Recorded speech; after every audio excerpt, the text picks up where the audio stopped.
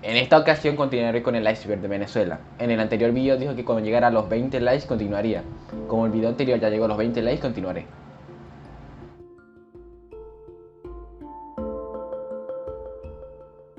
El 19 de diciembre de 1935, Hitler envió un telegrama de condolencias al presidente provisional de Venezuela justo después que muriera el actual en ese momento, Juan Vicente Gómez. El mensaje en cuestión dice que él y todo el Reich lloraría su pérdida y guardarían recuerdos en la nación, pues Venezuela en ese momento apoyaba completamente al régimen nazi y al Estado de Alemania en ese momento. Aclaró que guardarían su recuerdo al presidente fallecido y que jamás lo olvidarían, aunque años más tarde sí que lo olvidaron.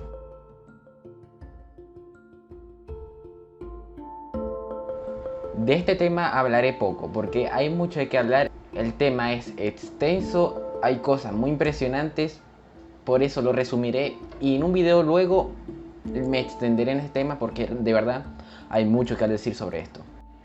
Es 1943.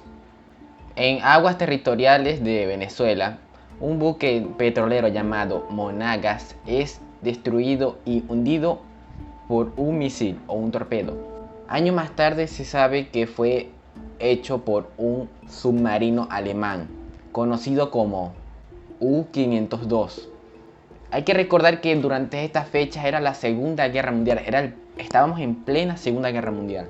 Lo impresionante no es que haya sido hundido, sino que habían hundido a más de 3 buques en esa misma noche, o intentado hundir. Pero el Monagas fue totalmente hundido.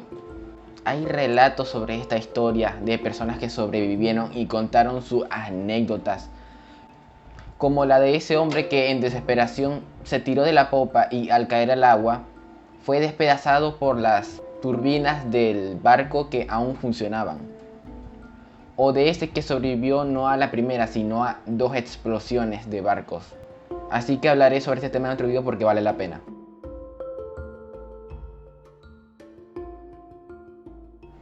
Sobre el tema de que Betancourt era homosexual, la verdad es que hay demasiada especulación y siempre se llega a la misma conclusión. Era manipulación de la prensa.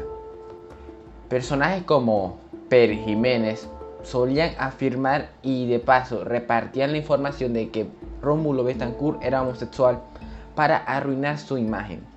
En esa época, tener fama de homosexual era una fama maldiciente, era de lo peor que te podría pasar. La homofobia no era nada casual, sino algo que tenía fuertes repercusiones en la imagen pública. Así que se podría resumir básicamente que cualquier teoría sobre la homosexualidad de Rómulo Betancourt podría haber sido más que todo por pasiones políticas. Aún así se tienen sus teorías, como que su amigo íntimo, Barrios, que también tenía fama homosexual, se la mantenía muy pegado.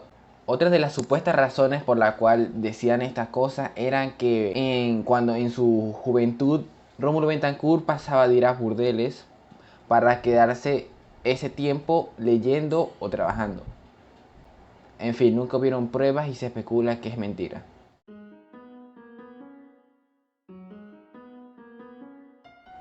Es 24 de agosto de 1963, en Caracas, durante el periodo de mandato de Rómulo Betancourt, al que se le considera el mejor jugador de fútbol de la historia, Alfredo Di Stéfano. Lo llaman durante la noche en su estadía en un hotel en Caracas. El recepcionista le dice que hay 3 policías esperándolos abajo y que por favor se presenten. Stéfano les indica que suban ellos y así haciéndolo les dicen que le harán unas preguntas y que los acompañen. Aunque un compañero trató de impedirlo diciendo que avisara al ejecutivo, Stéfano negó y simplemente prosiguió. Una vez montada en un carro se le informó que era un secuestro. Los secuestradores en cuestión era la FNLA, Fuerza Armada Liberadora Nacional, partido comunista del momento, el cual quería lograr con esto hacer publicidad, lo cual sí que lograron. Pero la historia no tiene un final triste, ni siquiera un desarrollo triste.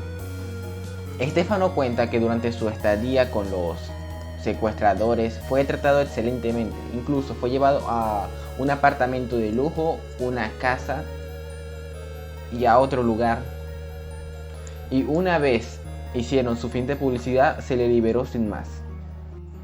No es por nada, pero Estefano después de esto decidió no volver a Venezuela. Sáquenme de esta verga. La masacre del retén de Katia, uno de los episodios más oscuros de la historia de Venezuela. Ocurrió en 1992, en Caracas, en una cárcel llamada comúnmente por el pueblo Retén de Katia. La historia es la siguiente.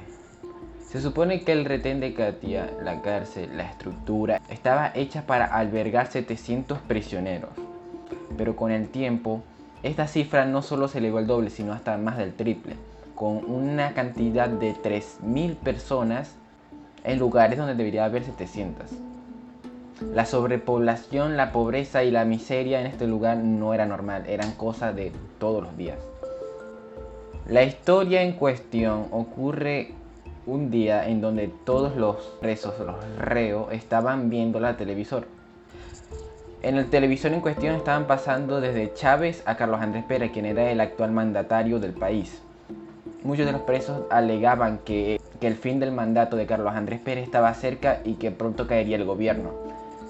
De esta forma, esa misma noche, al azar, sin ninguna razón, las puertas de las prisiones y de las cárceles son abiertas y los guardias dicen que todos son libres. De esta manera empiezan a salir uno por uno los presos. Y de un momento a otro, los guardias ponen fuego a discreción.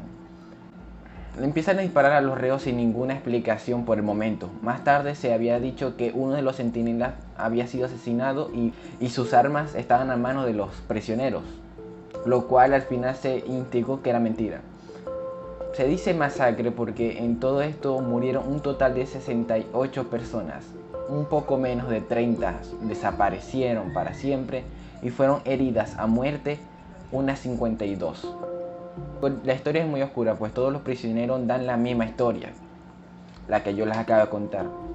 Pero las autoridades dijeron que por culpa de que el gobierno estaba cayendo, todos los prisioneros realizaron un gran motín para escapar, lo cual nunca se verificó y por lo tanto nadie pagó por todas estas acciones. Si te gustó el video, por favor dale like y considera suscribirte para ver más contenido así. Haré la tercera parte cuando llegue a los 30 likes, que no creo que se tarde mucho. Eso ha sido todo y hasta la próxima.